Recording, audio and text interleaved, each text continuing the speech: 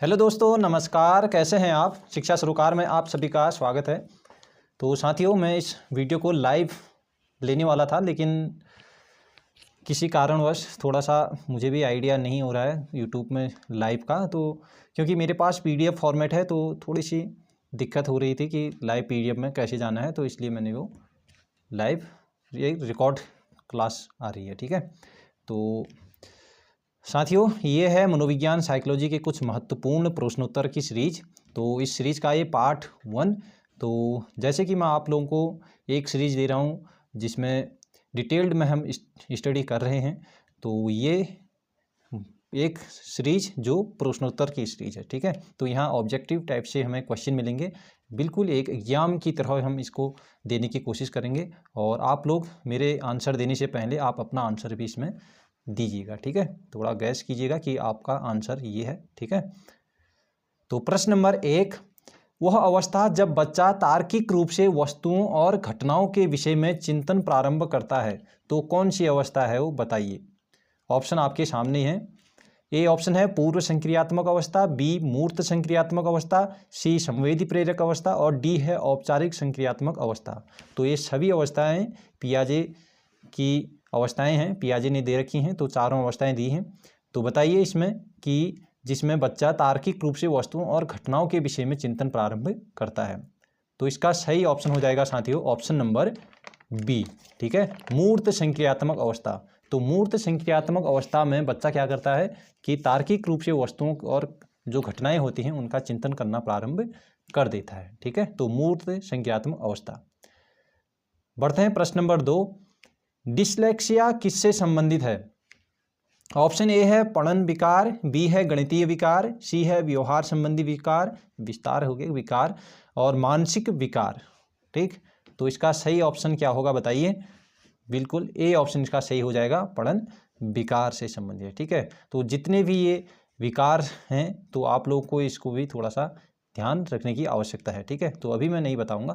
ठीक, जब detailed class लूँगा इसमें तो उसमें आप लोगों को सभी जितने भी विकार हैं तो ये सभी उसमें आपको देखने को मिल जाएंगे। प्रश्न नंबर 3, निम्नलिखित में से कौन सा बुद्धिमान बच्चे का लक्षण नहीं है। ठीक है, नहीं है पूछ रहा है। तो साथियों, क्वेश्चन को बड़े ध्यान से देखना है कि इसमें क्या चीज़ पूछा गया है। तो लक्षण नहीं है पूछा गया है, तो कभी हम नहीं को भूल जाते हैं यहाँ पर। ठीक है, तो हमारा आंसर रॉन्ग हो जाता है ना। तो ऑप्शन नंबर ए है वह जो अमूर्त रूप से सोचता है, बी वह जो खुद को नए परिवेश में समायोजित कर लेता है, सी ऑप्शन है वह जो लंबे निबंधों को रटने की क्षमता रखता है, डी वह जो अच्छा संप्रेषण करता है। तो अच्छा संप्रेषण अगर करता है तो ये बुद्धिमान बच्चे का ये तो लक्षण होगा, है ना। तो ये वाला ऑप्शन नहीं होगा हमारा। ये ऑप्शन देख लीजिए, वह जो अमूर्त रूप से सोचता है, तो अमूर्त रूप से जो चिंतन करता है, ठीक है, तो ये तो बुद्धिमान बच्चे का लक्षण होता है। तो हमारा ऑप्शन ए भी ठीक नहीं होगा। बी ऑप्शन है वह जो खुद को नए परिवेश में समायोजित कर लेता है, ये तो बुद्धिमान बच्चे का लक्षण है भैया, तो ये भी नहीं होगा। तो ऑप्शन नंबर सी हमारा सही हो जाएगा। चलिए एक बार पढ़ लेते हैं। वह जो लंबे निबंधों को रटने की क्षमता, भैया रटने की कोई आवश्यकता नहीं है। ठीक है, अगर बुद्धिमान बच्चा है तो रटने की क्षमता क्या है, ठीक है, समझने की क्षमता होनी चाहिए, रटने की नहीं होनी चाहिए। तो ऑप्शन नंबर सी इसका सही हो जाएगा। बढ़ते हैं प्रश्न नंबर 4, वह कौन सा स्थान है जहां बच्चे के संज्ञानात्मक विकास को सबसे बेहतर तरीके से परिभाषित किया जाता है। संज्ञानात्मक, इसी को आप ज्ञानात्मक भी बोल सकते हैं। ठीक है, तो इस विकास को सबसे बेहतर तरीके से, जब ज्ञानात्मक मैंने कहा तो आप समझ गए होंगे विद्यालय एवं कक्षा पर्यावरण में, है ना। तो डी ऑप्शन इसका सही हो जाएगा। आगे बढ़ते हैं प्रश्न नंबर 5, निम्नलिखित में से किस अवस्था में बच्चे अपनी सम्यक समूह के सक्रिय सदस्य हो जाते हैं, यानी कि अपने समान के बच्चों से या व्यक्तियों से क्या हो जाते हैं, सक्रिय सदस्य हो जाते हैं। ए ऑप्शन है पूर्व बाल्यावस्था, बी है बाल्यावस्था, सी है किशोरावस्था, डी है प्रौढ़ावस्था। तो बताइए आपका ऑप्शन क्या होगा सही। तो ऑप्शन नंबर सी हो जाएगा, बिल्कुल सही हो जाएगा, किशोरावस्था। ठीक है, आप लोग भी अपना आंसर दीजिएगा साथियों। ठीक है, प्रश्न नंबर 6 है प्रयास एवं भूल विधि विकसित की। तो प्रयास एवं भूल विधि किसने विकसित की है, तो ये ऑप्शन पूछा जा रहा है। ऑप्शन ए है थॉर्नडाइक ने, बी है वाटसन ने, सी है स्किनर ने, डी है पाउलोव ने। ठीक है, तो थॉर्नडाइक, बिल्कुल बिल्कुल ए ऑप्शन यहाँ पर सही हो जाएगा। ठीक है ना। तो थॉर्नडाइक ने दिया था भूल विधि, प्रयत्न विधि, प्रयास विधि। ठीक है, तो ये थॉर्नडाइक का है। ठीक, थॉर्नडाइक क्या कहता है कि बच्चा किसी कोई उद्दीपन के प्रति कोई अनुक्रिया अगर करता है और उससे क्या होता है, अगर संतोष प्राप्त होता है तो वो अधिगम जो उसने किया वो क्या होगा, प्रभावकारी होगा। ठीक है, प्रभावशाली होगा। और बच्चा उस अनुक्रिया को जो उसने किया उसको क्या करेगा, फिर वो बार बार पुनः बार करने का क्या करेगा, प्रयास करेगा। ठीक है, तो प्रयास का सिद्धांत भी इसको बोल देते हैं। और जिसको जैसे जो अनुक्रिया की, अगर उस अनुक्रिया को करने के बाद उसको दुखद अनुभव होता है तो उस अनुक्रिया को नहीं करेगा, उसको छोड़ देगा। ठीक है ना, तो ये थॉर्नडाइक महोदय कहते हैं। ठीक है, तो ए ऑप्शन इसका क्या हो जाएगा, राइट हो जाएगा, थॉर्नडाइक। ठीक है, इसी को क्या प्रभाव का नियम भी बोलते हैं, क्योंकि जब बच्चा कोई अनुक्रिया कर रहा है और उसका दुखद अनुभव ले रहा है तो वो क्या करेगा कि उस अनुक्रिया को छोड़ देगा। ठीक है ना, तो उसका प्रभाव पड़ा उसके ऊपर। तो प्रश्न नंबर 7, सतत और व्यापक मूल्यांकन क्यों आवश्यक है।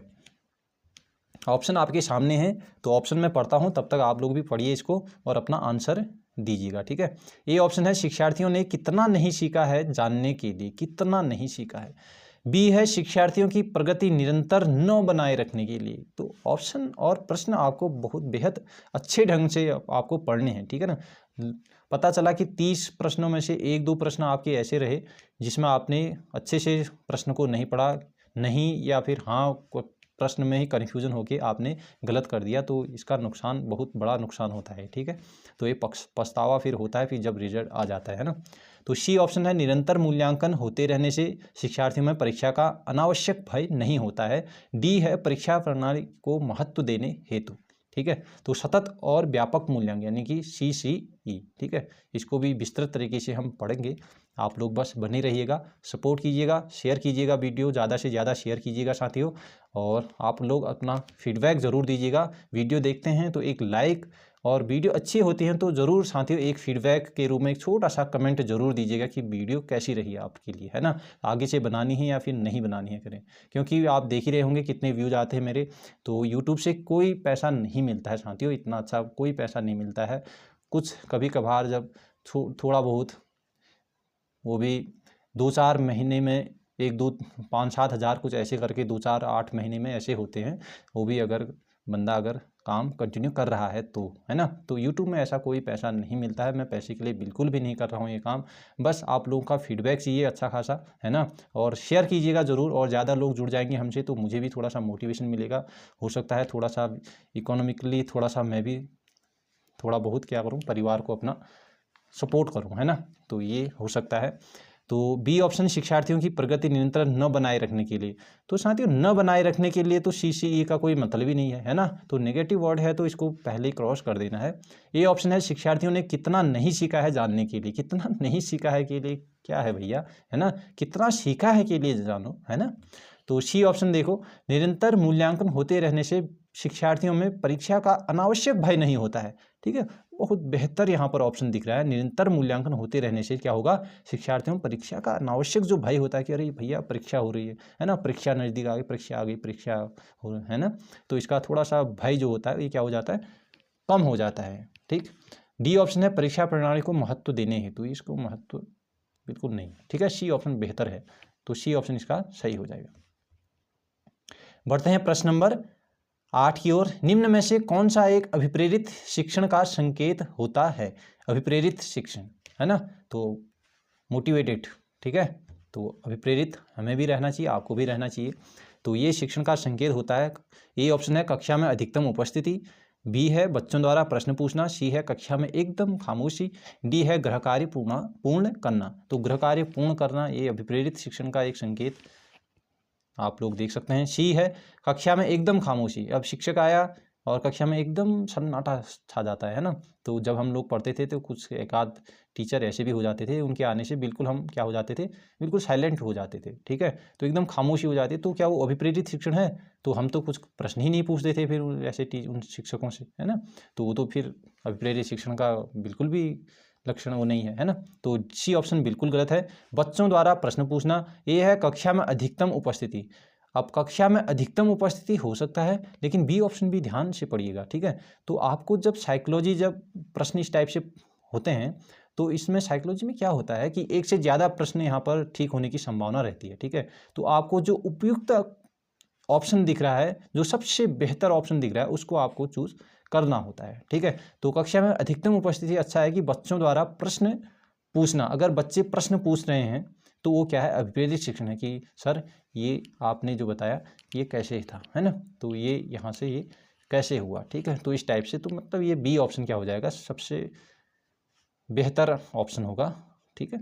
तो गृह कार्य पूर्ण करना, ये अभिप्रेरित शिक्षण, ये तो क्या बात है, शिक्षक के डर के मारे गृह कार्य पूर्ण करके ला रहा हो, है ना, तो ये बी ऑप्शन सही हो जाएगा। प्रश्न नंबर 9, उद्देश्य जिनका संबंध हमारे ज्ञान के पुनः स्मरण, पहचान एवं बौद्धिक क्षमता के विकास से है, वो किससे संबंधित है, ठीक है। जिनका संबंध, ठीक है, उद्देश्य, ऐसे उद्देश्य जिनका संबंध हमारे ज्ञान की, ठीक है, ज्ञान के पुनः स्मरण, पहचान एवं बौद्धिक क्षमता के विकास से संबंधित है, वो किससे संबंधित है, मतलब विकास से है जो, है ना। तो ये ज्ञानात्मक पक्ष से है, या भावात्मक पक्ष से, या फिर क्रियात्मक पक्ष से, या फिर यह सभी से। तो ज्ञान के प्रश्न को बेहतर तरीके से आप लोग पढ़िएगा, ठीक है। ज्ञान के पुनः स्मरण, ठीक है, उद्देश्य, कोई उद्देश्य है ना, जिनका संबंध हमारे ज्ञान के पुनः स्मरण, ज्ञान की, है ना, ज्ञान के पुनः स्मरण, पहचान एवं बौद्धिक क्षमता के विकास से है, तो ये होगा साथियों ज्ञानात्मक पक्ष, ना कि यह सभी नहीं होगा, ठीक है। ज्ञान के पूछ रहा हो, ज्ञान के पुनः स्मरण, पहचान एवं बौद्धिक क्षमता के विकास से जो संबंधित है, समझ में आ गया ना, ज्ञानात्मक पक्ष, ए ऑप्शन इसका सही हो जाएगा।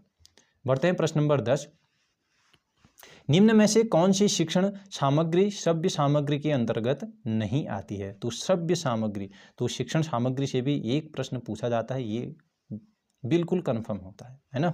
तो ए ऑप्शन है फिल्मी स्ट्रिप, बी है लिंग्वाफोन, सी है डिस्क रिकॉर्डर, डी है टेप रिकॉर्डर। तो साथियों रिकॉर्डर की अगर बात हो रही है तो ये तो श्रव्य हो गया, है कि नहीं, डिस्क रिकॉर्डर, टेप रिकॉर्डर, ठीक है ना, तो श्रव्य तो हो ही गया है। और लिंग्वा फोन से आप जानते हैं ये क्या होता है, साउंड से संबंधित होता है, श्रव्य से संबंधित होता है। तो ए ऑप्शन इसका क्या हो जाएगा, सही हो जाएगा, ठीक है, ए ऑप्शन इसका राइट होगा। तो साथियों वीडियो कैसी लग रही है आपको ज़रूर बताइएगा, ठीक है, कैसी बनाई है वीडियो और आपको पसंद आई कि नहीं, बिल्कुल फीडबैक ज़रूर दीजिएगा साथियों, ताकि मैं आगे से कंटिन्यू आपके लिए ये सीरीज लाऊं, ठीक है। तो प्रश्न नंबर 11, CCE पर प्रभावी जोर दिया है। तो CCE पर प्रभावी जोर किसने दिया है, ये ऑप्शन है राष्ट्रीय शिक्षा नीति 1986, प्रथम राष्ट्रीय शिक्षा नीति, और कोठारी आयोग आप जानते हैं 1964-66 वाला, है ना, और डी है मुदालियर आयोग की सिफारिशों पर। तो इसका क्या होगा सही ऑप्शन बताइए, बिल्कुल आप भी अपना आंसर दीजिएगा, ठीक है। मैं कोशिश करूँगा इस वीडियो को प्रीमियर करने की, ताकि आप लोग लाइव अपना आंसर दें, ठीक है। तो चलिए ए ऑप्शन, बिल्कुल ए ऑप्शन इसका क्या होगा, सही होगा, राष्ट्रीय शिक्षा नीति 1986 में, ठीक है। प्रश्न नंबर 12, प्रयोगशाला विधि किस सिद्धांत पर आधारित है। ए ऑप्शन पढ़कर सीखना, बी अनुभव से सीखना, सी करके सीखना, डी है देखकर सीखना। बताइए इसका क्या होगा सही ऑप्शन। बिल्कुल जो ऑप्शन सी में जा रहे हैं बिल्कुल सही जा रहे हैं, करके सीखना, है ना, लर्निंग बाय डूइंग, ठीक है। प्रयोगशाला विधि आप जानते ही हैं, तो इन सभी विधियों को मैं डिटेल जब क्लास लूँगा तो उसमें ज़रूर बताऊँगा, तो आप लोग जुड़े रहिए हमारे साथ। प्रश्न नंबर 13, कक्षा शिक्षण में सर्वाधिक उपयोग किया जाता है। तो कक्षा शिक्षण में सर्वाधिक उपयोग किसका किया जाता है बताइए। ए है श्यामपट्ट, बी है चार्ट्स, सी है प्रतिरूप, डी है चित्र, ठीक है। तो कक्षा शिक्षण में अगर हमारे पास चित्र नहीं है तो हम फिर भी पढ़ाते हैं, है ना, तो इसका सर्वाधिक तो उपयोग नहीं हो सकता है ना। प्रतिरूप, तो किसी का प्रतिरूप कोई ज़रूरी नहीं है, हमें प्रतिरूप ही दिखाने की आवश्यकता हो रही है हर चीज़ में, है ना, तो ये भी उतनी ज़्यादा उपयोग की नहीं है। तो चार्ट्स, हर एक चीज़ में चार्ट्स की भी आवश्यकता नहीं होती है, ठीक है ना। तो बी, ए ऑप्शन है श्यामपट्ट, तो श्यामपट्ट बिल्कुल है, श्यामपट्ट की तो आवश्यकता सर्वाधिक होती है, ये बात तो है ना। प्रश्न नंबर 14, शिक्षा में ब्लूप्रिंट क्या है, ठीक है, ब्लूप्रिंट के बारे में पूछा गया है। ए ऑप्शन है शिक्षण की आधारशिला, बी है विद्यालय की आधारशिला, सी है छात्रों की आधारशिला, डी है प्रश्न पत्र निर्माण की आधारशिला। तो इस प्रश्न पर आप फंस सकते हैं जरूर, ठीक है। चलिए इस प्रश्न में बवंडर होने वाला है भैया, ठीक है। तो चलिए बताइए ऑप्शन नंबर क्या होगा इसका सही। थोड़ा सा रुक जाता हूँ मैं भी, ताकि आप अपना आंसर दे सकें अच्छे से, है ना।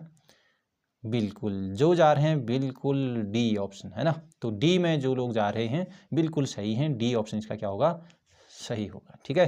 प्रश्न पत्र निर्माण की आधारशिला, तो जब किसी प्रश्न पत्र का निर्माण करना हो तो उससे पहले ब्लूप्रिंट बनाया जाता है, ठीक है, कि प्रश्न पत्र का निर्माण कैसे प्रश्नों को रखा जाए, ठीक है, और किन किन प्रश्नों का प्रश्न निर्माण जिसके लिए किया जा रहा है उनके उद्देश्यों की पूर्ति कर रहे हैं कि नहीं, इसके लिए ब्लूप्रिंट बनाया जाता है। मतलब निर्माण करने से पहले ही क्या होता है, उन प्रश्नों के निर्माण के लिए आधारशिला एक बनाई जाती है, उसको कहते हैं ब्लूप्रिंट। प्रश्न नंबर 15, किसी परीक्षण के प्रत्येक प्रश्न का उत्तर सभी बालकों द्वारा सही किया जाता है अथवा परीक्षण में किस गुण का अभाव है। तो अगर सभी बालकों द्वारा भी सही अगर दिया जा रहा है प्रश्न का उत्तर, तो ये भी परीक्षण में कोई गुण का अभाव है साथियों, ठीक है। क्योंकि देखो कि जब हम परीक्षण लेते हैं पूरी कक्षा में, है ना, तो क्या होता है कि कोई बालक क्या हो सकता है, मंदबुद्धि का हो सकता है, कोई पिछड़ा बालक हो सकता है ना, कोई उच्च स्तर का हो सकता है, प्रभावशाली बालक हो सकता है होगा, है ना। तो अब इन सभी में क्या हुआ कि सभी ने दिया परीक्षण, और उसमें जो प्रश्न दिया था वो उसका आंसर सभी ने दे दिया सही आंसर, ठीक है ना। तो ये जो है ये क्या होगा कि किस गुण का अभाव होगा, ये विभेदकारिता की होगी। बी ऑप्शन जो दे रहे हैं बिल्कुल सही ऑप्शन है, बी ऑप्शन इसका क्या होगा, सही होगा, विभेदकारी, यानी कि जो परीक्षण है उसमें विभेदकारिता का गुण का अभाव है, ठीक है, विभेद नहीं हो पा रहा है, क्यों, है ना, क्योंकि ये बालक इस टाइप का है इस टाइप का है करके इसमें कोई विभेद नहीं हो रहा है, ठीक है। तो सबके लिए समान प्रश्न भी कुछ थोड़ा सा टिपिकल भी होना ज़रूरी है ना, कुछ मीडियम स्तर के, कुछ टिपिकल, कुछ इजी क्वेश्चन। प्रश्न नंबर 16, एक विद्यार्थी गुणन के सवालों को हल करना सीखता है, यह अपने जोड़ के पूर्व ज्ञान का पूर्व ज्ञान का प्रयोग करता है, इस प्रकार के अधिगम स्थानांतरण को क्या कहा जाता है।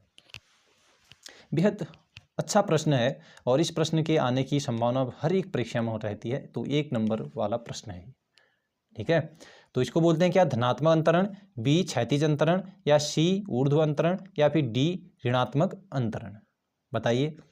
गुणन के सवालों को हल करना सीखता है एक विद्यार्थी, यह अपने जोड़ के पूर्व ज्ञान का प्रयोग करता है, किसका, जोड़ के पूर्व ज्ञान का प्रयोग करता है, इस प्रकार के अधिगम स्थानांतरण को क्या कहा जाता है। ये ऑप्शन धनात्मक अंतरण, ठीक है, धनात्मक अंतरण यानी कि सकारात्मक अंतरण, ठीक है। तो ये तो होता है कि जब जैसे जोड़ के पूर्व ज्ञान का प्रयोग अगर घटावा में करता, ठीक है ना, तो तब धनात्मक अंतरण होता, ये गुणन में कर रहा है, ठीक है।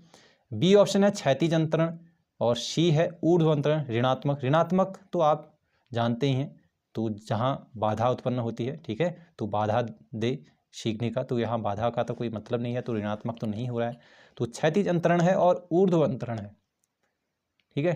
तो चलिए बताइए, क्षैतिज और ऊर्ध्व है, ऊर्ध्व को बोलते हैं वर्टिकल, ठीक है, वर्टिकल इंग्लिश में अगर ध्यान रखना वर्टिकल बोलते हैं, ये हॉरिजॉन्टल है ना।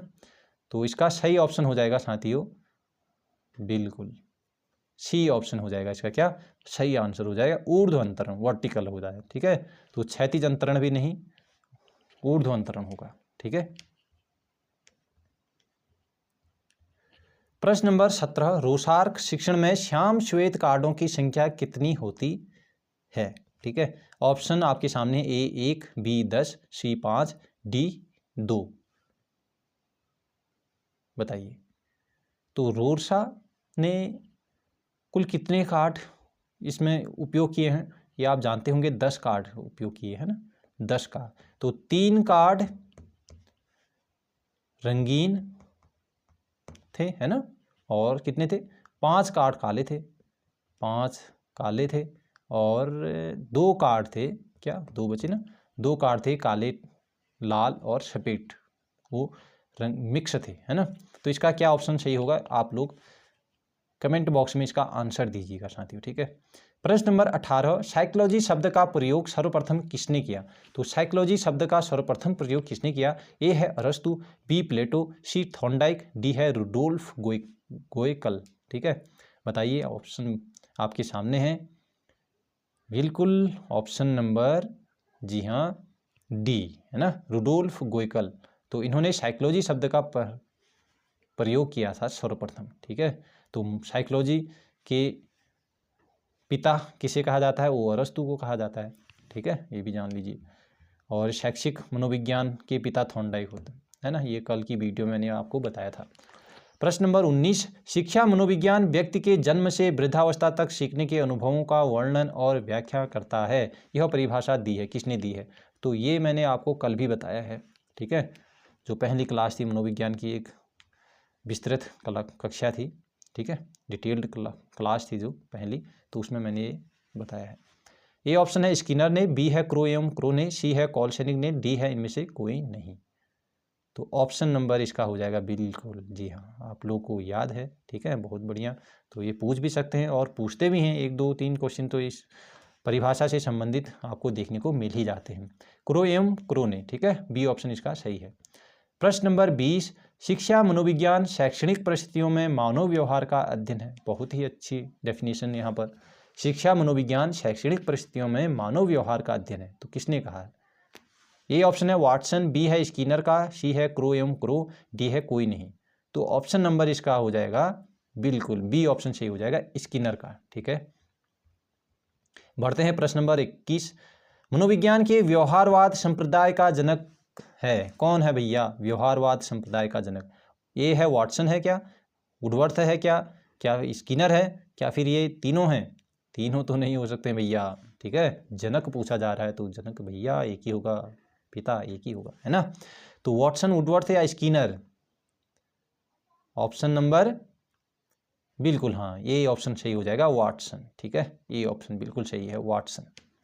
तो साथियों, किसी प्रश्न पर कोई डाउट हो आपको तो कमेंट बॉक्स में इसको भी आप लोग ज़रूर मेंशन कीजिएगा, लेकिन मैं कोशिश कर रहा हूँ साथियों कि आपको सही और सटीक इसके आंसर बताऊँ, ठीक है। फिर भी कोई गलती हो जाती है, ह्यूमन है भैया, ठीक है, तो ह्यूमन एरर तो होता ही है, तो बता दीजिएगा साथियों, ठीक है। प्रश्न नंबर 22 देख लीजिएगा, शिक्षा मनोविज्ञान स्पष्ट व निश्चित रूप में सामने आया। तो स्पष्ट और निश्चित रूप में सामने आया साथियों ये 1920 में, ठीक है ना, इस चीज़ को ध्यान रखना, ठीक है। 1900 में मत जाना, 1920 में। 1900 में क्या हुआ, इस चीज़ को आप लोग एक बार कमेंट बॉक्स में कमेंट कर दीजिए, ठीक है। प्रश्न नंबर 23, बालकों द्वारा रटना कम करने के लिए निम्न में से क्या सर्वोत्तम उपाय है? रटने की प्रवृत्ति को कम करना है चाह रहे हैं आप, ठीक है। तो ये आप जब स्कूलों में जाएंगे, विद्यालयों में जाएंगे पढ़ाने के लिए बच्चों को, तो जब कोई बच्चा रटने की आदत बनाई हुई है तो उसकी रटने की जो प्रवृत्ति है उसको आप कम करना चाह रहे हैं, ठीक है। तो किस उपाय, कौन सा उपाय आप लोगों को सूझेगा उस समय, ठीक। ये ऑप्शन है मूल्यांकन विधि में परिवर्तन करना, बी है सृजनात्मकता को बढ़ावा देना, सी है शिक्षण विधि में परिवर्तन करना, डी है पाठ्य सामग्री क्रियाओं को बढ़ावा देना। पाठ्य सामग्री क्रियाओं को बढ़ावा अगर देंगे आप लोग तो आप लोग रटने को कम नहीं बल्कि रटने को प्रोत्साहित करेंगे, है ना। तो ये ऑप्शन तो बिल्कुल भी गलत हो जाएगा। तो क्या होगा इसका सही ऑप्शन? बिल्कुल जी हाँ, सी ऑप्शन सही हो जाएगा, ठीक है, सी ऑप्शन बिल्कुल सही हो जाएगा, शिक्षण विधि में परिवर्तन करना। तो अपनी शिक्षण विधि में आप लोग परिवर्तन करेंगे कि बच्चा क्यों रटने की क्षमता है ना, जहाँ से ऐसी शिक्षण विधि को यूज़ करोगे आप कि बच्चा समझने की कोशिश करेगा वहाँ, ठीक है, बच्चे की अंडरस्टैंडिंग पावर जो है वो डेवलप होगी, ठीक। तो प्रश्न नंबर 24, कक्ष में शिक्षण प्रक्रिया के दौरान स्वतंत्र चर है, ठीक है। तो आश्रित चर और स्वतंत्र चर, ठीक है, 2 चर होते हैं, आश्रित चर और स्वतंत्र चर। तो ये बहुत कन्फ्यूजन कराता है शिक्षक और छात्र इन दोनों में, है ना। तो बताइए स्वतंत्र चर कौन है? जी हाँ भैया, शिक्षक है, स्वतंत्र चर है ना। छात्र क्या है? स्वतंत्र नहीं है, वो आश्रित है भैया, ठीक है। तो ए ऑप्शन इसका सही होगा, ठीक, ए। प्रश्न नंबर 25, निम्न में से पिछड़े बालकों की शिक्षा के स्वरूप में कौन सी बातें सम्मिलित की जानी आवश्यक है? तो ए ऑप्शन है विशेष शिक्षण विधियों का प्रयोग, बी है विद्यालय में विशिष्ट कक्षाओं की व्यवस्था, सी है विशेष पाठ्यक्रम की व्यवस्था। पिछड़े बालकों की शिक्षा के लिए बोल रहा है, ठीक है, किसके लिए? पिछड़े बालकों की शिक्षा के स्वरूप में कौन सी बातें सम्मिलित की जानी आवश्यक हैं? तो क्या होगा इसका सही ऑप्शन बताइए। विशेष पाठ्यक्रम की व्यवस्था नहीं भैया, ये नहीं होगा, ठीक है ना। विशेष पाठ्यक्रम की व्यवस्था पिछड़े बालकों के लिए, वो तो और भी पिछड़ जाएंगे भैया, है ना। वो क्या हो जाएंगे, वो तो अपने आप को फिर सामंजस्य ही नहीं बैठा पाएंगे, है ना। तो पिछड़े को पिछड़े ही नहीं बनाना है भैया, उनको भी सभी बच्चों के बीच में उनको शिक्षण कराना है ना। तो ठीक, तो ये नहीं होगा। विशेष तो नहीं हुआ यार, विशेष का कोई मतलब नहीं होना चाहिए, तो उपरोक्त सभी भी नहीं होगा। तो ऑप्शन बचा बी ऑप्शन सही होगा। विद्यालय में विशिष्ट कक्षाओं की व्यवस्था करोगे, ठीक है ना, ताकि जो चीज़ें जहाँ पर कमजोरी हैं उन चीज़ों को उन पर काम किया जाए, है ना। विशिष्ट कक्षाओं की व्यवस्था करोगे आप। प्रश्न नंबर 26, आपकी कक्षा की एक बालक की बुद्धि लब्धि 140 के करीब है, मतलब इससे ऊपर ही है लगभग, तो वह बालक क्या है, ठीक है। तो 140 प्लस करना था मैंने, ठीक।